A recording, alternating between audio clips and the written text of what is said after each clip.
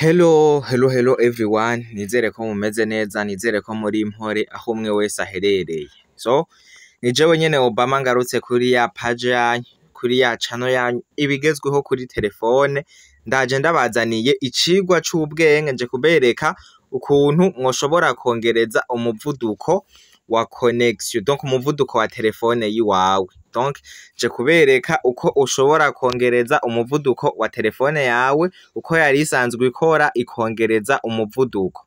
Mugumanire nanje rero gushika inyuma ya video kugira mubone ico cigwa nabateguriye.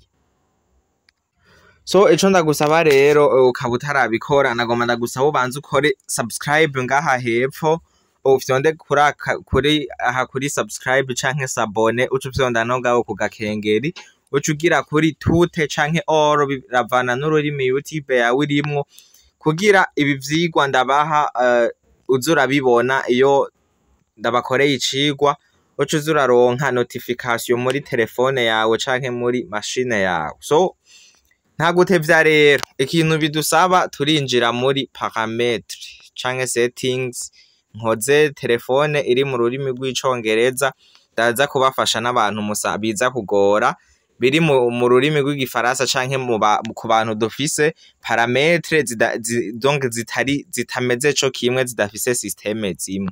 Aha rero urinjira muri parametre yiwawe ariyo settings.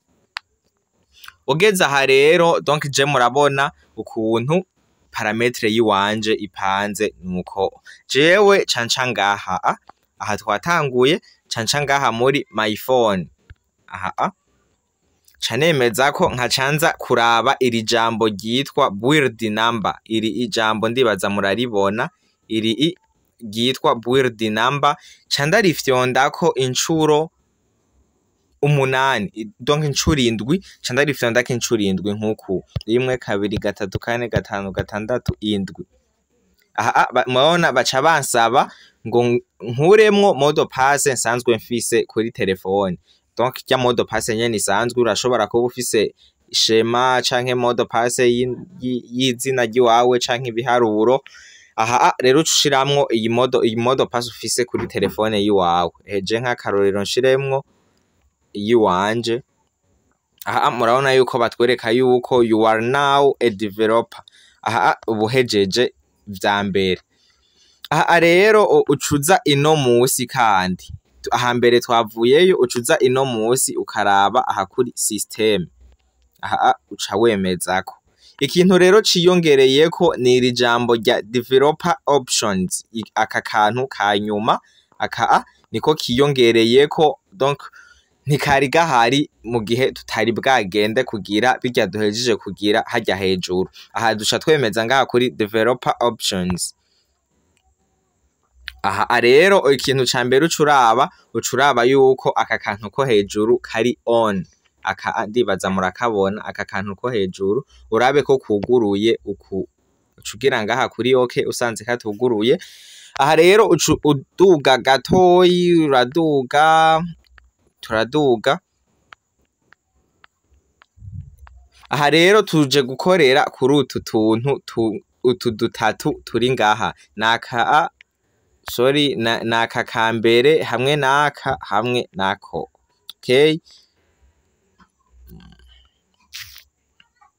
Okay, reka ndaho ukuntu nza ndabafasha no dufresh naho mbona tutariko turakunda. Okay, ndibaza muraza kugerageza mu birabe. Aha hambere rero hahanditse window animation scale, aha ucukemezako. Aha murabona yuko usanga kari ngaha kuri AX, nukuvuga F1. Aha ucuhindura ugacushira ngaha kuri animation scale akaburungu 5x. Donc murabibona aha kabiri niho uca wemezako. Uku murabibona udufresh twanse, niyo mpamvu ndiko ndabasigurira kugira mubibone. No ngaha kuri transaction animation scale uca wemezako, ucugira ngaha kuri 5x, nukuvuga aha kuri 5x niho duca twemeza kuri aka ka kabiri. Twose duca tugenda turashirako ngaha kuri 5x. Reka ubwa mbere mbanze ndabereke mu gihe tutari bwahindure iciyongereye kuri telefone kugira tubone umuvuduko twongereje na mwebwe muze kubona ivyo arivyo.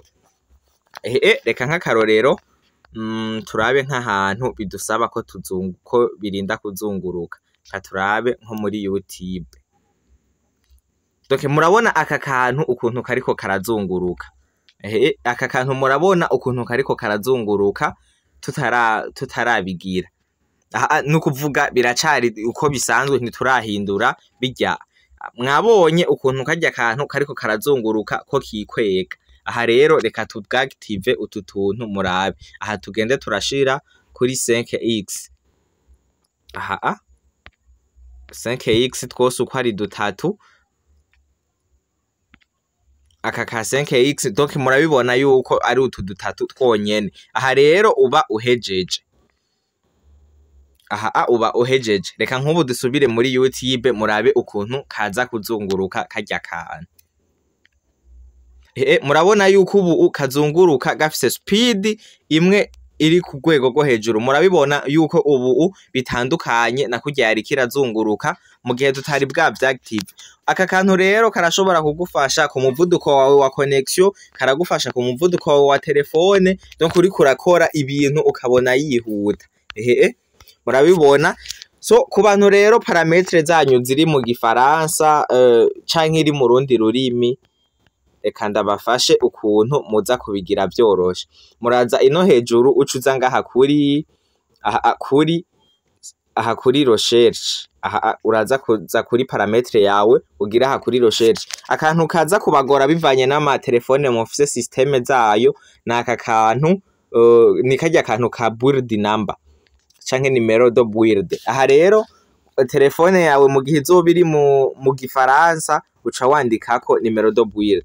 Reka mbanze nshire telefone mu gifaransa kugira muze kubitahura mubone ivyo arivyo kugira tugire kuri step. Kubatabizi naho ku bantu kenshi birakunda kubacanga musanze ururimi rutonze kumugafyonda ko mukabona ntibihindutse. Uko babigira icambere ugira ngaha kuri add a language. Ucubona indimi zose ushobora gukoresha kuri telefone yiwawe. Hama ugaca wemeza ko ku rurimi urwo ari rwo rwose ushaka. Ubona ko ruca ruza ngaha. Hama rero twe tugomba dushire mu gifaransa, ucufata urugwi gifaransa uhejeje gukura hari ugaca uruterura ukarugira urwa mbere. Murabibona hinge murabe. Murabona yuko igifaransa kiciye kibi cambere. Rero birahejeje kwihindura. Reka ndabereke rero ukuntu muza guca mubitora ku bantu ma telefone ari mu gifaransa canke karya kantu ka numero de build mwakabuze. Reka dutegereze gatoyi.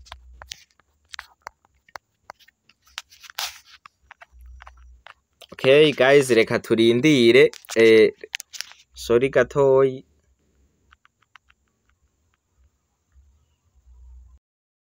So ku bantu rero telefone ziri mu gifaransa hinge ntivyari bwahinduke, hinge mbanze nsubiremwo shire mu gifaransa. Canterura uku nkagira français ya mbere. Okay, turahejeje gushiramwo rero mu gifaransa. Hinge tubanze dukorere tour kugira dushike uku. Rero twahejeje gushira parametre yiwacu mu gifaransa. Rero wowe ikintu cukora ucuza aha hejuru kuri parametre de recherche. Kuri parametre de recherche niho duca twemeza kuri aka kantu ka search. Ndibaza nta telefone nimwe idafise aka kantu ka recherche. Duca twemeza ko duca twandika numero de build. Twandika bike kugira bibanze biyize turabe ivyo twasavye ko vyaje. Numero nge twandike duke batwereke nk'ibintu bitangurwa na N tuze turarindira. Biraza kugusaba kurindira. Reka dutegereze turabe.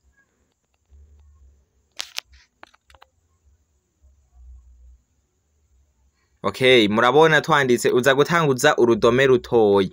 Numero de build murabona ngaka kagira gatatu aka murabona yuko bica bikorohera mu gihe ubuze ahantu gatumbereye. Donc aha ni ku bantu dufise amatelefone adafise parametre systeme yabyo itameze nk'iyi wanje, ku bantu biza kugora. Aha rero uca wemeza ko nkuko bisanzwe ngaka baca bakwereka aho gaherereye. Murabona yuko baca bamera nk'abagasize, ari ugaca ukemezako. Uca wemezako za ncuro indwi, uguma ufyonda incuro indwi, hama ufise mode passe bagaca bakwereka rero uyikuremwo kugira etape, donc kugira ka kantu ka developer option canke se option de developer usange yaje. Aha rero nuko akanda kaberetse kugira ntihagire umuntu aza kuvuga ngo vyanse. Aha rero karya kandi ka option de developer muraza kugasanga ino muri systeme, ino musi ino kuri systeme, sorry, aha musi kuri systeme niho muca mugasanga aka kantu. Mwese muze kuraba iyo option ya systeme iri musi irahereza amatelefone menshi. Aha rero muca muza mugasanga ngaha option pour le développeur yaje, mugaca mugira izo etape zindi muhejeje kubona naberetse. So ciao rero, iki nico cigwa nari nabateguriye.